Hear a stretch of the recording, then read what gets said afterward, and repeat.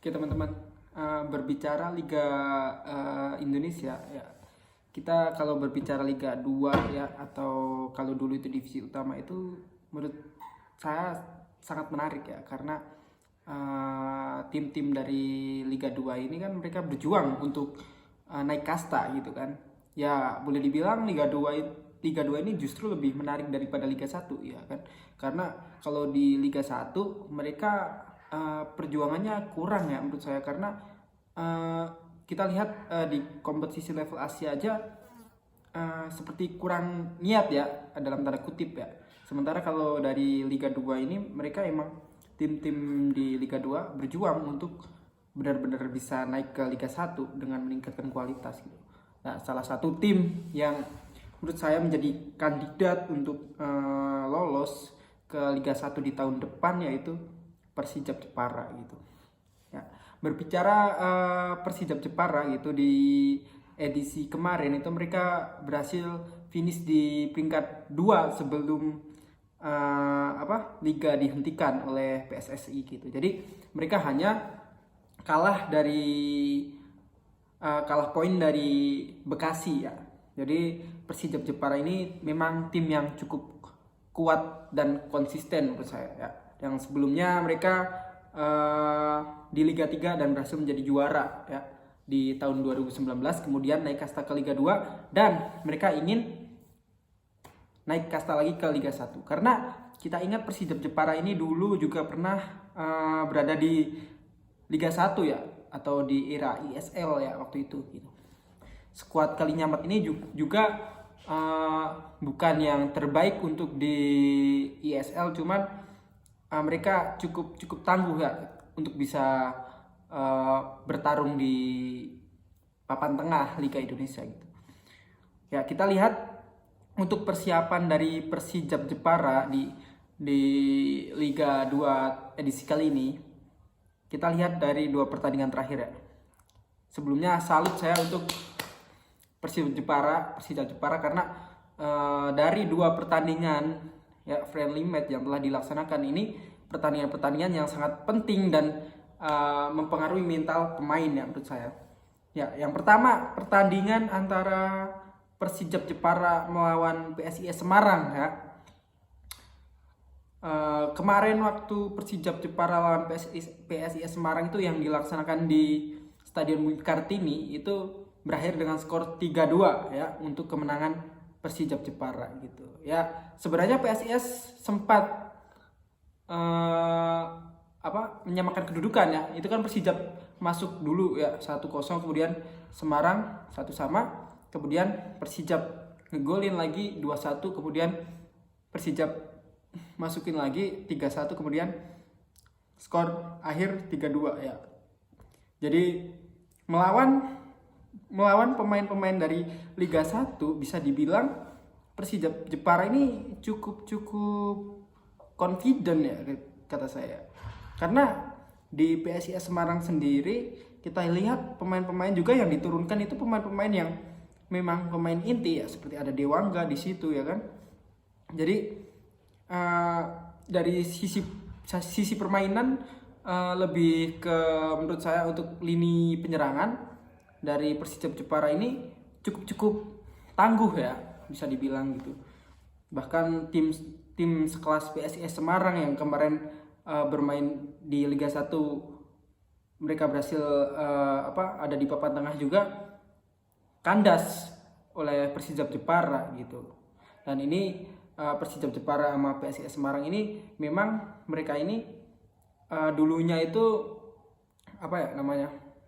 derby ya, bukan dulu, kalau sekarang juga masih derby, cuman kalau dulu emang sangat-sangat ketat gitu, dari supporter, dari permainan juga gitu. Dulu Persijap Jepara lebih sering kalah dari PSIS Semarang, namun kemarin Persijap Jepara bisa membuktikan bahwa mereka juga mampu untuk memenangi laga melawan tim dari kasta tertinggi Liga Indonesia gitu. Kemudian yang membuat publik sepak bola kaget juga waktu tandang tuh ke Samarinda ya. Persijap Jepara bermain di Stadion Segiri mampu setidaknya mengimbangi permainan dari Borneo FC gitu. Ya kita tahu kalau dari sisi permainan itu memang kalau dilihat itu Persijap Jepara masih butuh evaluasi yang banyak ya kalau ketika melawan Borneo itu. Tapi kita harus ingat Borneo itu mereka finish di peringkat keempat kalau nggak salah ya. Jadi Borneo ini di beberapa tahun terakhir ini mereka sangat-sangat kuat. Di situ ada pemain Diego Michel, kemudian ada timnas tuh yang nomor 14 kemarin ikut SEA Games tuh ya. Terus ada Terence Punghiri ya kan, dia memiliki kecepatan dan untuk mengimbangi dari permainan Samarinda dari Borneo, saya kira Persijap Jepara cukup oke lah gitu ya. Kita lihat gol dari Borneo FC ini, yang pertama itu gol dari long ball ya, long ball umpan ke Terence Punghiri, kemudian gocek capping masuk ya. Kemudian gol kedua dari Borneo ini gol dari tendangan mati ya, kemudian clearance yang salah dari back dari Persijap, kemudian gampang saja pemain Borneo memasukkan bola. Namun catatan itu perlu apresiasi dari permainan Persijap, justru gol itu terjadi gol Persijap itu terjadi dari permainan yang sangat cantik gitu.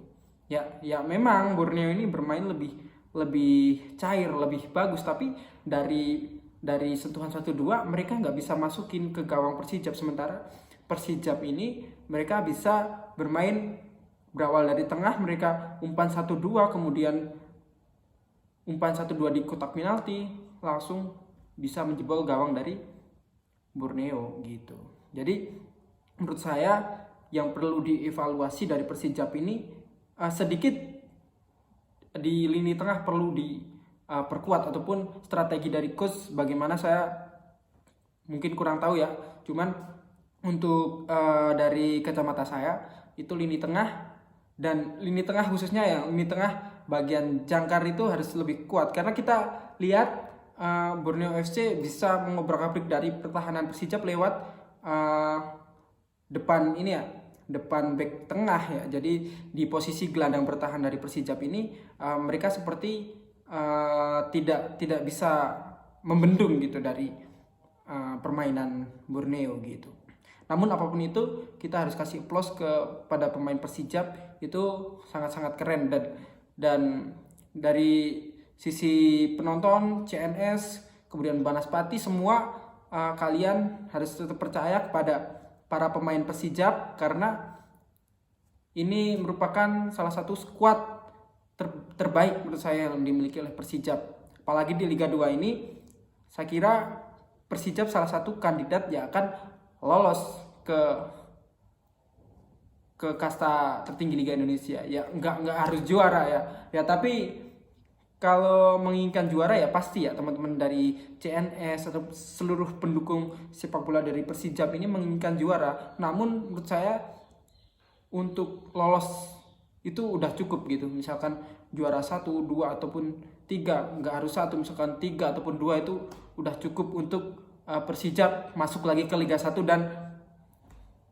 dan bermain di Liga 1. Dan kalau misal Persijap bisa main di Liga 1, saya kira Persijap juga masih bisa mengimbangi tim-tim dari Liga 1 ya.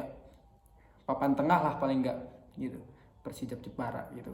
Dan kenapa kalau menurut saya Persijap ini harus bisa ke Liga 1, karena untuk meramaikan juga nih dari Jateng ya, biar ada lagi tuh tambahan tim ya. Nanti kan ada PSIS, kemudian Persis Solo. Kalau Persijap bisa naik itu kan jadi ramai ya di Liga 1 di Jateng ini, dan bisa derby lain yang melawan PSIS Semarang, dan akan menjadi hiburan untuk warga Jateng, khususnya untuk pendukung dari Semarang dan Persijap Jepara gitu. Jadi menurut teman-teman dari pendukung Persijap Jepara nih, boleh komen di bawah itu kata-kata kalian untuk Persijap, ataupun evaluasi yang harus dilakukan manajemen ataupun tim dan pemain dari yang kalian dukung. Kira-kira seperti apa, boleh komen di bawah ya. Jadi terima kasih untuk penonton kali ini. See you next time, oke?